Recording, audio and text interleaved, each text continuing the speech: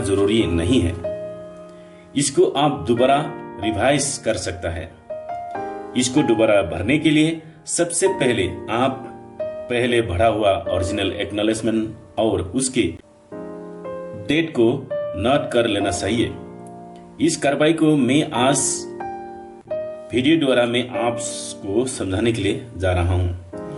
उससे पहले अगर आप मेरा चैनल को सब्सक्राइब नहीं किया तो सब्सक्राइब करके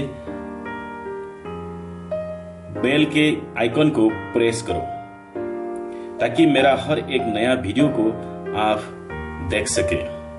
चलो अभी गूगल में income tax India e-filing.gov.in type करो और उसको प्रेस करो।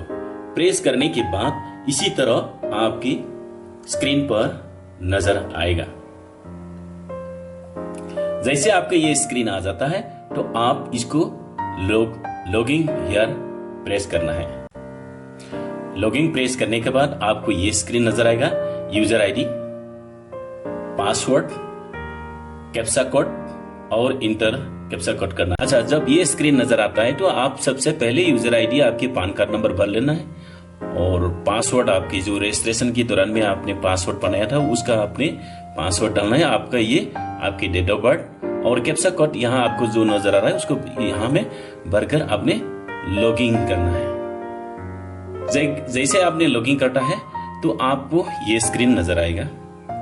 जब ये स्क्रीन आपको नजर आएगा, अगर आपने इसको दोबारा रिवाइज करना है, आप अगर देखना चाहता है या गलत किया है तो आप सबसे पहले व्यू रिटर्न फॉर्म में जाना है। जैसे कि व्यू रिटर्न फॉर्म, उसके बाद आप इसमें इनकम टैक्स रिटर्न सबमिट करना है।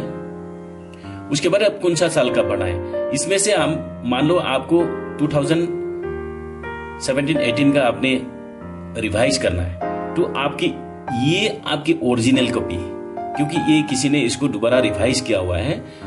लेकिन जो आपने एक बार रिवाइज कर दिया फिर दोबारा आपने रिवाइज कर रहा है, लेकिन आपको जो दोबारा रिवाइज किया हुआ आपको एक्नॉलेजमेंट नंबर नहीं होगा। आपका जो ओरिजिनल जो आपने रिटर्न भरा था उसी का ये एक्नॉलेजमेंट नंबर को नोट करना है। उसके बाद उसका डेट को नोट करना है।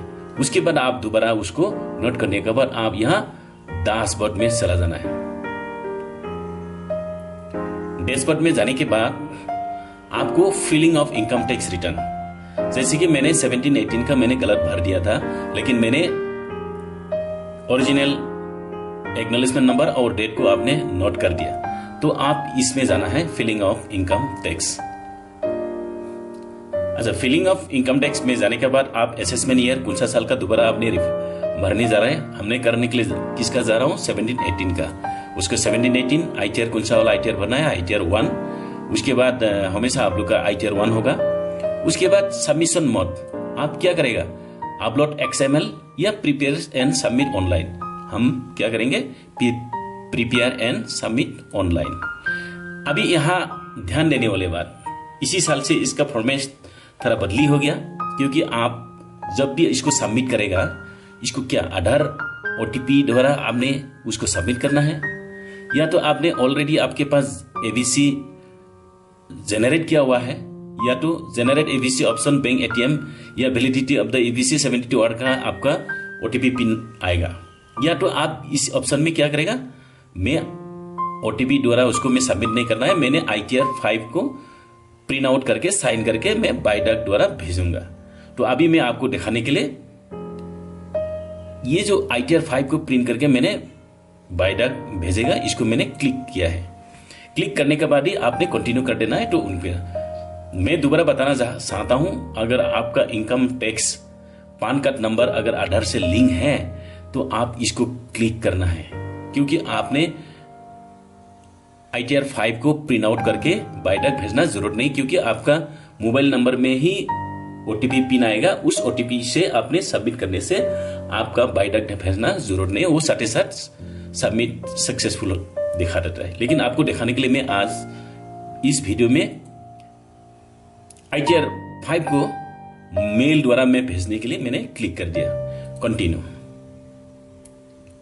जैसे कंटिन्यू करने के बाद ये पेज नजर आएगा। यहाँ सबसे केयरफुली भरने वाला है, ये इंस्ट्रक्शन है। इसमें पार्ट ए जनरल इंफॉर्मेशन है, इसमें आपका बायोडाटा आपका इंफॉर्मेशन भरा जाएगा। मेनली ये है, आप अगर पहले आपने ऑलरेडी भर चुका है, तो आप इसको आपका एड्रेस, जो एड्रेस है उसको आपका एड्रेस बदली कर देना है। उसके बाद ध्यान देने वाली बात, आपने जोन की रिवाइज करने जा रहा है, इस रिटर्न फील्ड में आपने क्या करना है, रिवाइज करना है, तो ऑटोमेटिक यहाँ पे रिवाइज आ जाएगा। जैसे आपने रिवाइज करने का साथ साथ आपने जो पहले भरा था उस एक्नॉलेजमेंट नंबर को यहाँ भर देना है। जैसे कि 8052587901 भर दिया, और कौन सा तारीख को भरा था यहाँ आपने इस डेट को भरना है।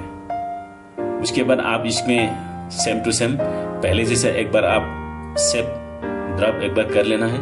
करने के बाद अगला आप यहाँ निकालना है, ये इनकम डिटेल सेम आप यहाँ भरने का तरीका, जैसे आपने ग्रोस सैलरी कितना खाया है, उसके बाद यहाँ आपने सेल्फ ऑक्युपाइड या आपने लेट आउट है, यहाँ भरना है। जैसे कि आपने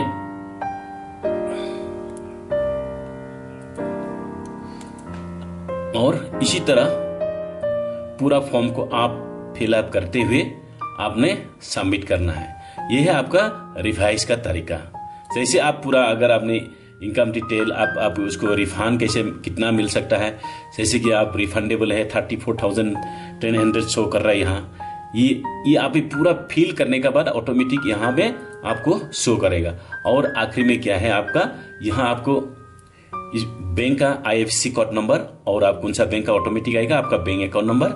उसके बाद आपने 2016 नवंबर 9 नवंबर से लेकर 30 दिसंबर 2016 तक आपने अगर बैंक में 2 लाख से ज्यादा अगर डिपॉजिट किया तो यहां आपने शो करना पड़ेगा। अगर नहीं है तो आपने इसमें 00 शो करना है। इसी तरह से आप इसको सेम टू सेम आप कौन सा जगह से भरे उसका प्लेस भर देना है। उसके बाद यहां आपने सेव ड्राफ्ट करके आपने प्रीव्यू सबमिट कर देना है। जैसे पहले आपको मैं ऑलरेडी एक वीडियो भरने का तरीका वीडियो बना के ऑलरेडी दे चुका है, तो आज में इसको आप रिवाइज करने का तरीका आपको बता दिया। सबसे पहले आपने ध्यान देने वाली बातें हैं, आप डैशबोर्ड में जाकर आपने